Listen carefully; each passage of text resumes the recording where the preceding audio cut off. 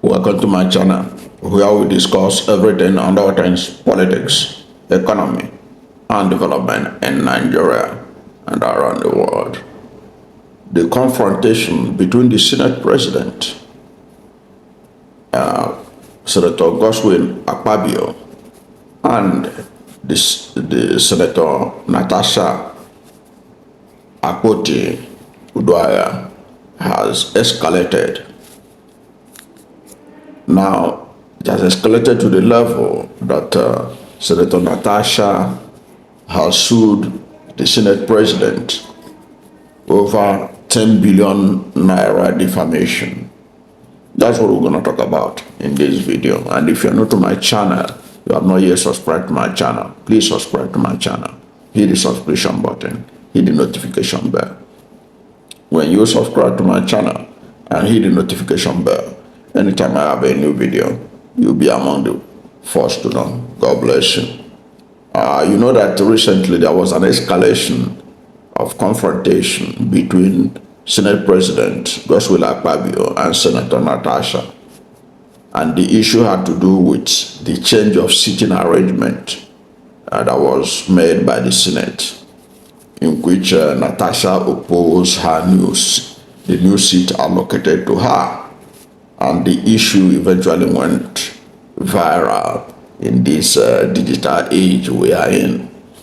As a result of that, there was tension, and even the Senate itself has started investigation, set up a committee to look at that issue and to punish who deserve to be punished and make necessary recommendations. But while that is in the works, Senator Natasha has filed a suit in the Federal Capital Territory Abuja High Court,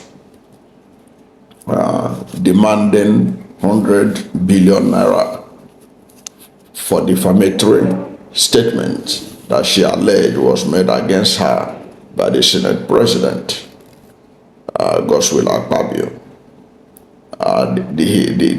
The case was filed on February 25, 2025, and among the defendants include Akpabio's legislative aide, Mfon Patrick, and the federal government of Nigeria. What escalated the situation was a Facebook post allegedly instigated by the Senate President Godswill Akpabio, which mocked the legislative contributions of Senator Natasha. And the post is titled, "Is the Local Content Committee of the Senate Natasha's Birthright?" Of course, you and I know that Natasha was the chairman of the Local Content Committee, and all that is, and it's like she was removed from that, and she was not happy about that. So with that post, that is the Local Content Committee of the Senate Natasha's Birthright, on the Facebook, it caught her attention. And also the statement suggested that the senator thinks that being a lawmaker is all about pancaking her face and wearing transparent outfits to the chambers. I think that was one of the things that it says at that statement, that she was pancaking her face and wearing transparent outfits to the chambers. So this was posted in a Facebook page of the aide of Senate President, and Natasha is alleging that that post had the consent of Akpabio for it to have been made. So she is suing for defamation of character, and her lawyer Victor Giwa described the statement as defamatory, arguing that it was meant to ridicule and tarnish her reputation. Now, among her demands in the case that she brought before the FCT High Court is that Senator Natasha is seeking a public declaration that the statement was defamatory, a court injunction preventing further defamatory remarks, and 100 billion naira in general damages and 300 million naira in litigation costs. And that's the situation in respect of the court matter. And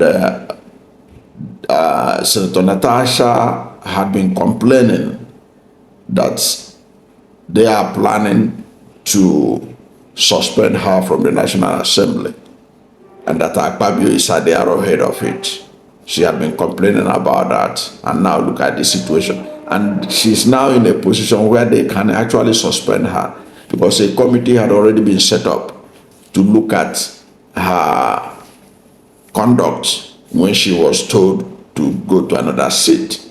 Because many of her colleagues are saying that that conduct was a violation of parliamentary rules, that she didn't conduct herself well. And you know that the Senate itself is skewed against her.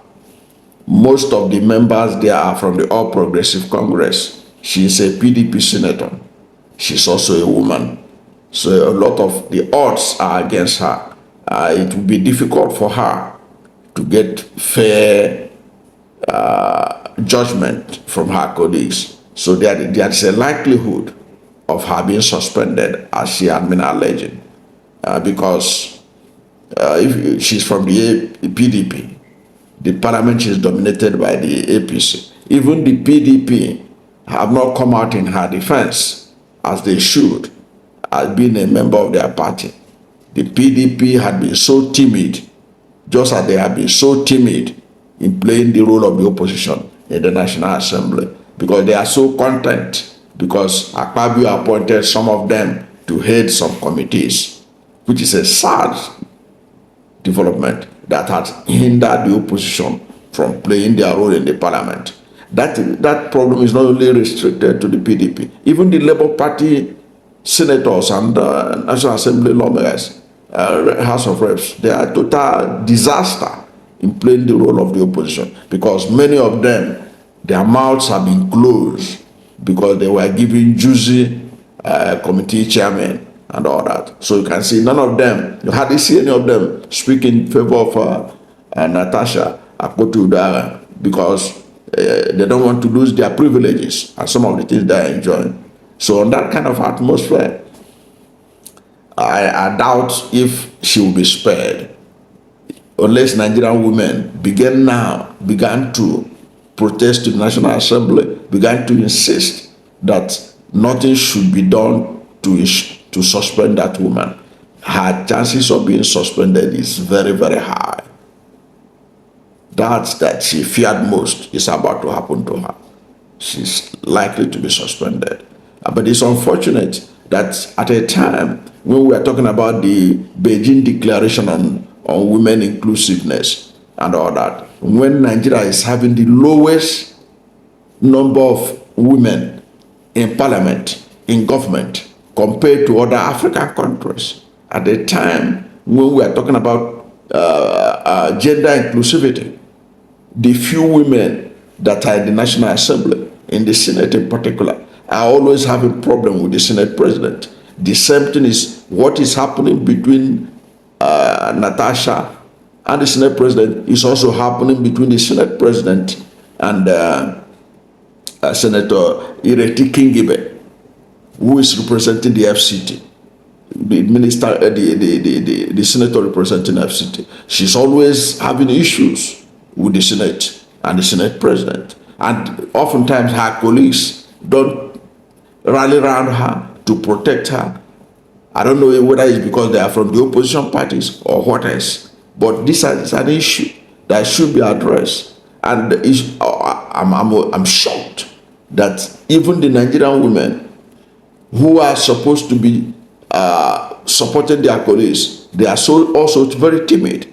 How many of them have been mobilized to National Assembly to force this male-dominated Senate and House of Representatives to ensure that the rights of the few women that are available in the National Assembly are not in any way subjugated at all. Because if we are true to ourselves, we know that we need more women in the Senate, in the House of Representatives. But unfortunately, we are not getting that. But the few ones that are there, they ought to be encouraged. They ought to be pampered. They ought to be given some leverages to be able to show that, yes, they can operate in a male-dominated environment and contribute to national development. But what are we seeing? We are seeing a situation where they feel intimidated, where they feel harassed, and the Senate and the House of Reps are just watching. And unfortunately, what may befall Natasha will be a message from the Senate that they don't really care about gender inclusivity in Nigeria. I understand that tempers are high. There are people who are not happy the way she responded to Akpabio and all that. And there are people who feel that Akpabio ought to be respected and all that. But the truth of the matter remains that this woman is one of the few senators who are female in the National Assembly, in the Senate in particular. And she needed to be carried along. She needed to, even if it means she needed to be pampered, if you like, to ensure that she had a conducive environment to do her job and not feeling intimidated. Okay, if they are not happy that she was given the chairman of the content board or whatever, it doesn't matter. They can change her at any time. And even she should also understand that these things nobody is born with them. Because from that post, the Facebook post, they are claiming that it's not her birthright. Of course, nobody's birthright. Even to be Senate President is nobody's birthright. Anybody can be there. Senate President is just number one among equals. Okay, so anybody can be in any position. But the important thing is, it is not right that the few women in the Senate are not being treated well, or the perception is that they are not being treated well, especially with what is happening to Natasha and what is happening to Ireti Kingibe. So that's my understanding of what's going on. I don't know what you think about this. What is your position on Natasha going to court? Has she escalated it to the level that the thing is getting out of hand?